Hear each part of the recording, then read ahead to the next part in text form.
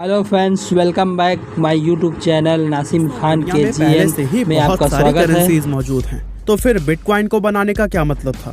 क्या यह कोई फ्रॉड है या अब यह लोगों के बीच एक आम करेंसी बन चुका है? आज के इस वीडियो में हम यही जानने वाले हैं।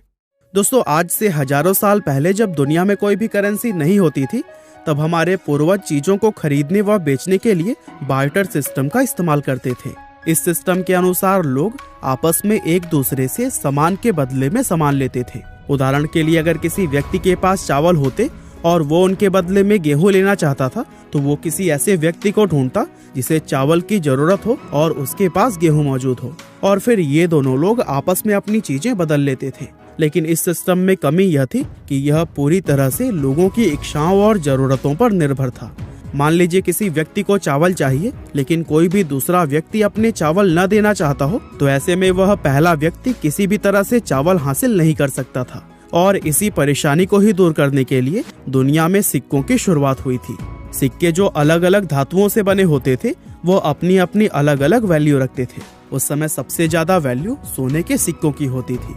और दोस्तों, इसी तरह से हजारों साल बीतने के बाद दुनिया में पेपर करेंसी यानी कि कागज के नोटों का इस्तेमाल होना शुरू हुआ, जिनकी वैल्यू उस देश के रिजर्व में मौजूद गोल्ड से सीधा लिंक होती थी। यानी कि देश के अंदर जितना भी गोल्ड होता था, उतनी ही वैल्यू के नोट उस देश में छापे जाते थे। और इस मॉनेटरी सिस्टम को गोल्ड स्टैंडर्ड कहा जाता था। इसके बाद से दुनिया में अलग अलग देशों ने गोल्ड स्टैंडर्ड को छोड़कर एक नए मॉनेटरी सिस्टम को अपनाना शुरू कर दिया, जिसे कि फिएट मनी भी कहा जाता है। इस नए सिस्टम के अनुसार देश की करेंसी उस देश के रिजर्व में मौजूद गोल्ड से लिंक नहीं होती थी, बल्कि ये एक ऐसा सिस्टम है जिसमें कि सरकार अपनी जरूरत के हिसाब से करेंसी छापती है, और देश के सभी नागरिक सरकार द्वारा छापी गई उस करेंसी पर यह विश्वास करते हैं कि उसके ऊपर जो नंबर्स लिखे हुए हैं वही उसकी असली वैल्यू है। इस मॉनेटरी सिस्टम में करेंसी पर सरकार का कंट्रोल और भी ज्यादा मजबूत हो जाता है। यानी कि ये सिस्टम पूरी तरह से ट्रस्ट पर ही आधारित है, जो कि लोग अपने सरकार में रखते हैं। लेकिन सोचिए, क्या हो अगर लोगों का सरकार से ही ट्रस्ट खत्म हो जाए? ऐसी स्थिति में लोग किस तरफ अपना रुख करेंगे? और दोस्तों, इसी सवाल के ही जवाब में दुनिया के अंदर बिटकॉइन नाम की डिजिटल करेंसी का जन्म हुआ था। ये साल 2008 का वो समय था जब पूरी दुनिया भयंकर ग्लोबल फाइनेंशियल क्राइसिस से गुजर रही थी। और उसी दौरान दुनिया में एक ईमेल फैलना शुरू हुआ, जिसका टाइटल था Bitcoin a peer to peer electronic cash system. 9 page का यह ईमेल एक अज्ञात व्यक्ति सातोशी नाकामोटो के द्वारा लिखा गया था, जिसके अंदर उन्होंने दुनिया के सामने बिटकॉइन नाम के एक नए इलेक्ट्रिक कैश सिस्टम को पेश किया था। इस ईमेल में लिखा गया था कि इस कैश सिस्टम का इस्तेमाल करके लोग एक दूसरे को बिना किसी सेंट्रल बैंक या फिर फाइनेंशियल इंस्टीट्यूशन के पास जाए डायरेक्टली पेमेंट सेंड कर सकते हैं। और यह ईमेल अपने आप में बिटकॉइन सिस्टम के एक ब्लूप्रिंट की तरह था, जिसमें कि सातोशी नाकामोटो ने सारे इन्फॉर्मेशन को बहुत ही अच्छी तरह से डिस्क्राइब किया हुआ था। इस सिस्टम को बनाने में नाकामोटो ने मैथमेटिक्स, कंप्यूटर साइंस और क्रिप्टोग्राफी का इस्तेमाल किया था, और इन तीनों ही चीजों को मिलाकर जो मजबूत व सिक्योर सिस्टम तैयार हुआ, उसी को हम ब्लॉकचेन टेक्नोलॉजी के नाम से जानते हैं। अब इस तरह से बिटकॉइन तो दुनिया में आ गया, लेकिन सवाल यह उठता है कि आखिर इसकी कीमत इतने कम समय में इतनी ज्यादा ऊपर कैसे पहुंच गई? असल में दोस्तों, बिटकॉइन की कीमत उसकी डिमांड के अनुसार ऊपर और नीचे होती रहती है। तो अगर हमें यह जानना है कि बिटकॉइन की कीमत $60,000 के ऊपर कैसे पहुंची, तो इसके लिए हमें यह समझना होगा कि पिछले कुछ सालों में इसकी डिमांड इतनी ज्यादा क्यों और कैसे बढ़ी। दरअसल साल 2009 की शुरुआत में सातोशी नाकामोटो ने बिटकॉइन के सबसे पहले ब्लॉक को माइन किया था, जिसे कि जेनेसिस ब्लॉक के नाम से जाना जाता है। शुरुआत में बिटकॉइन को अपनाने वाले लोग सिर्फ अपने शौक के चलते इसको माइन किया करते थे, क्योंकि जनवरी 2010 तक बिटकॉइन की वैल्यू बिल्कुल 0 थी। लेकिन मई 2010 में कुछ ऐसा हुआ जिसने कि सब कुछ बदल कर रख दिया। हुआ यह कि फ्लोरिडा में रहने वाले लाजलो नाम के एक शख्स ने 22 मई 2010 के दिन 10,000 बिटकॉइन के बदले में 2 लार्ज पिज्जा खरीदे थे, जिनकी असल कीमत $25 थी। और यह पहली बार था जब दुनिया में बिटकॉइन को खर्च करके कोई भी चीज खरीदी गई थी। और इस तरह से इस पहली ट्रांजैक्शंस के साथ ही बिटकॉइन के उस सफर की शुरुआत हुई, जहां लोग इसे एक वैल्यूएबल करेंसी के रूप में देखने लगे। वैसे आपकी जानकारी के लिए बता दें कि बिटकॉइन की इस पहली ट्रांजैक्शन की याद में ही हर साल 22 मई के दिन बिटकॉइन पिज्जा डे मनाया जाता है।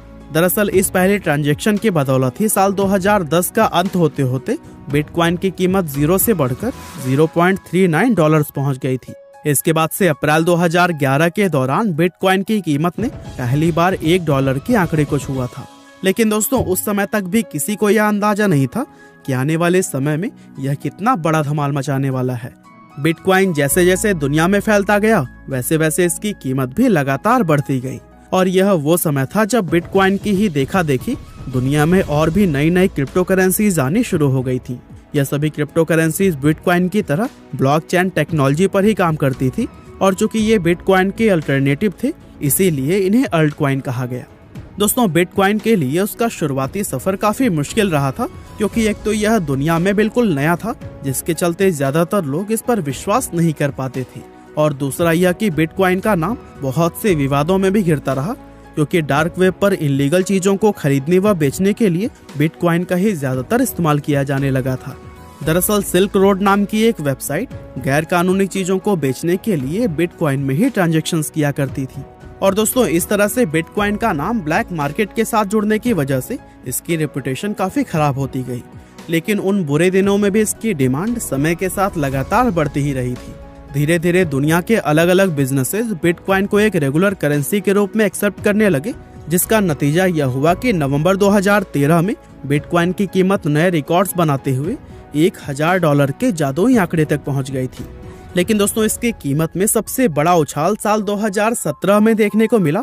दरअसल हुआ यह कि मार्च 2017 के दौरान जापान में एक नया कानून पास हुआ था जिसके तहत जापान में बिटकॉइन को लीगल पेमेंट मेथड का दर्जा दे दिया गया था।